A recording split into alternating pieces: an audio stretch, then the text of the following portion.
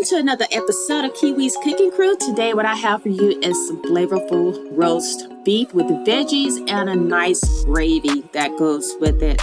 Complements it so well. So I just took some chuck roast beef and I seasoned it with salt, pepper, and garlic powder. Let it sit overnight.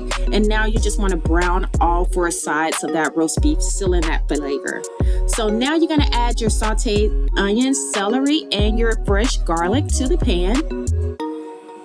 And you definitely want to season it with some salt, pepper, and extra garlic powder. Who doesn't love garlic? I know I do.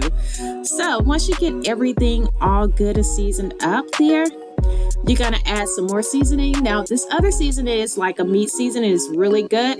Just add that to the pan. I'm going to have that in the descriptions below. So it's really good. And we're going to add that Lipton. I think that is the beefy onion flavor that I use for it. It's really tasty. You have the other flavors as well. And we're going to add some pepperoncini peppers to it. You can add about 3 to 5 of those peppers depending on how much you like. That's optional and up to you. And that red wine vinegar is going to give it a little acidity to it. So just add a little bit of that in there to add additional flavor. And we're going to add our W sauce. That's the Worcestershire Sauce.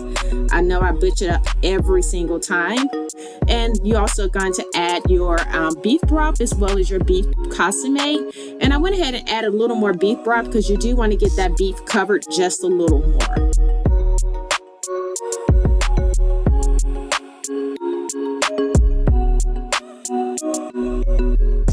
So now that we got it all covered, you want to add a little bit of tomato paste, maybe about 2 teaspoons of it in there, and just kind of give it a little sweetness, balance everything out a little more, and some freshly chopped parsley.